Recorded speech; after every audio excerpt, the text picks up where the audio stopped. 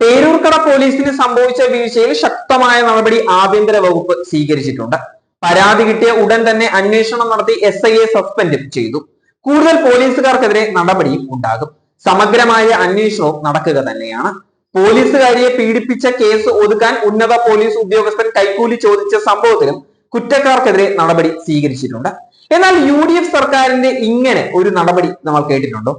ആദിവാസി സ്ത്രീയെ അടക്കം പോലീസ് സ്റ്റേഷനിൽ മർദ്ദിച്ചപ്പോൾ കുറ്റക്കാരെ സംരക്ഷിക്കുന്ന നടപടിയാണ് അന്ന് UDF സർക്കാർ സ്വീകരിച്ചിട്ടുണ്ടായിരുന്നത്. കുറ്റാന്വേഷണത്തിലും ക്രമസമാധാന പാലത്തിലും രാജ്യത്തെ മികച്ച സേനയായി കേരള പോലീസിനെ ഒറ്റപ്പെട്ട സംഭവങ്ങളുടെ പേരിൽ പ്രതിപക്ഷവും മാധ്യമങ്ങളും വേട്ടയാടുന്നത് ജനവിശ്വാസം ആർജിച്ച സർക്കാരിനെ ഇകഴ്ത്താൻ തന്നെയാണ്. 4ാം വാർഷികം ആഘോഷിക്കുന്ന LDF സർക്കാരിനെ അടിക്കാൻ ഒരു വടിയും കിട്ടാതെ വിഷണ്ണരായ പ്രതിപക്ഷം ഇപ്പോൾ പേരൂർക്കട സംഭവത്തെ ആയുധമാക്കുകയാണ്. അതിന് മധുരവും എരിവും പുളിയും ചേർത്ത് നല്ല വിഭവമാക്കി നൽകുന്ന ചില മാധ്യമങ്ങളുമുണ്ട്. അവർ ഊതി വീർപ്പിച്ച ED എന്ന ബലൂൺ കാറ്റുപോയി അഴുക്കിൽ വീണതിന്റെ ജാളിത മറയ്ക്കാൻ കൂടിയാണ് ഒറ്റപ്പെട്ട സംഭവങ്ങൾക്ക് പിന്നിൽ മാധ്യമങ്ങൾ പാഞ്ഞുകൊണ്ടിരിക്കുന്നത്. പേരൂർക്കട പോലീസിന് സംഭവിച്ച വീഴ്ചയിൽ ശക്തമായ നടപടി ആഭ്യന്തര വകുപ്പ് സ്വീകരിച്ചിരിക്കുകയാണ്. പരാതി കിട്ടിയ ഉടൻ തന്നെ അന്വേഷണം നടത്തി SIയെയും ASIയെയും സസ്പെൻഡ് ചെയ്തിട്ടുണ്ടായിരുന്നു. കൂടുതൽ പോലീസുകാർക്കെതിരെ നടപടി ഇനിയും ഉണ്ടാകുക തന്നെയാണ് ചെയ്യാൻ പോകുന്നത്. സമഗ്രമായ അന്വേഷണവും നടക്കുക തന്നെയാണ്. ദേശീയ തലത്തിൽ തന്നെ ഏറ്റവും നല്ല ക്രമസമാധാന നിലയുള്ള ഒരു സംസ്ഥാനമാണ് കേരളം. ഒരു വർഗീയ കലാപവും വർഗീയ അസ്വാസ്ഥവും 9 വർഷമായി കേരളത്തിൽ കേട്ടുകേൾവി പോലുമില്ല. കുറ്റാന്വേഷണ മികവിൽ ദേശീയ തലത്തിൽ തന്നെ മുൻനിരയിലുള്ള കേരള പോലീസ് തെളിയിച്ച പ്രമുഖ കേസുകൾ ഏറെയാണ്. ദേശീയ തലത്തിൽ തന്നെ ഏറ്റവും നല്ല ക്രമസമാധാന നിലയുള്ള സംസ്ഥാനമാണ് കേരളം. ഒരു വർഗീയ കലാപവും വർഗീയ അസ്വാസ്ഥവും 9 വർഷമായി കേരളത്തിൽ നമ്മൾ കേട്ടിട്ട് കൂടിയില്ല. കുറ്റാന്വേഷണ മികവിൽ ദേശീയ തലത്തിൽ തന്നെ മുൻനിരയിലുള്ള കേരള പോലീസ് തെളിയിച്ച പ്രമുഖ കേസുകൾ ഏറെയാണ്. സംസ്ഥാനത്തെ ഏറ്റവും വലിയ MDMA വേട്ടയിൽ 3.407 കിലോഗ്രാം MDMA പ്രതിയെ കഴിഞ്ഞ ദിവസം കാസർഗോഡ് പോലീസ് പിടികൂടിയിട്ടുണ്ടായിരുന്നു.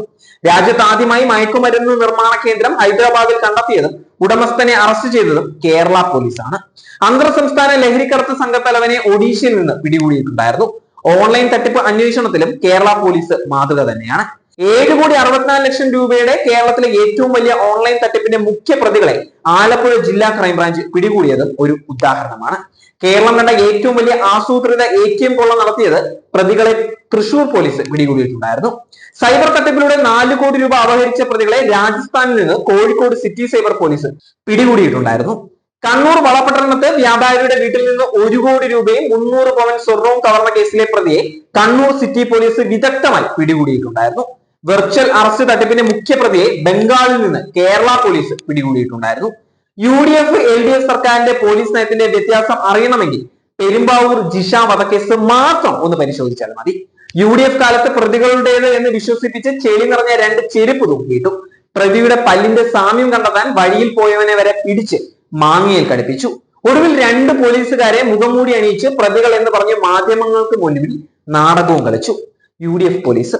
എന്നാൽ പിന്നീട് അധികാരത്തിൽ വന്ന LDF സർക്കാർ ആഴ്ചകൾക്കുള്ളിൽ യഥാർത്ഥ പ്രതി അമീറുൽ ഇസ്ലാമിനെ അറസ്റ്റ് ചെയ്ത് ശിക്ഷ വാങ്ങിക്കൊടുക്കുകയാണ് ചെയ്തിട്ടുണ്ടായിരുന്നത്. ഇതാണ് 2 സർക്കാർ തമ്മിലുള്ള വ്യത്യാസം. UDF കാലത്ത് കേരള പോലീസ് അഴിമതിക്കാരുടെയും മാഫിയയുടെയും കൈപ്പിടിയിലായിരുന്നു. ആ ജീർണതയിൽ നിന്നാണ് മുഖ്യമന്ത്രി പിണറായി വിജയൻ കേരള പോലീസിനെ മുക്തമാക്കിയിട്ടുണ്ടായിരുന്നത്. അത് മാറ്റി രാജ്യത്തെ മികച്ച സേനയാക്കി മാറ്റിയത്. UDF കാലത്ത് സ്ത്രീകൾക്കും കുട്ടികൾക്കും ഒരു രക്ഷയുമില്ലായിരുന്നു.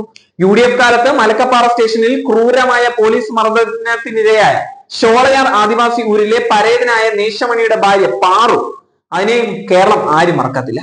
ചൂരൽ കൊണ്ട് പുറത്തും കാൽവെള്ളയും അടിയേറ്റിട്ടുണ്ടായിരുന്നു. ഈ പ്രശ്നം പോലീസ് ചർച്ച ചെയ്ത് തീർക്കുകയായിരുന്നു. റോഡിൽ പടക്കം പൊട്ടിച്ചെന്ന് ആരോപിച്ച് പോലീസ് കസ്റ്റഡിയിലെടുത്ത് ലോക്കപ്പിലിട്ട് തല്ലിച്ചതച്ചതിനെ തുടർന്നുണ്ടായ മനോവിഷമത്തിൽ വിതുര തേവിയോട് സിമി ഭവനിൽ സിനു ആത്മഹത്യ ചെയ്തിട്ടുണ്ടായിരുന്നു. അന്ന് 26 വയസ്സായിരുന്നു. ചങ്ങരംകുളത്ത് പോലീസ് സ്റ്റേഷനിൽ യുവതി തൂങ്ങി മരിച്ചിട്ടുണ്ടായിരുന്നു. ഇങ്ങനെ എത്ര സംഭവങ്ങളാണുള്ളത്. അന്ന് ആരും മുഖപ്രസംഗമൊന്നും എഴുതുന്നത് കണ്ടിട്ടില്ലായിരുന്നു.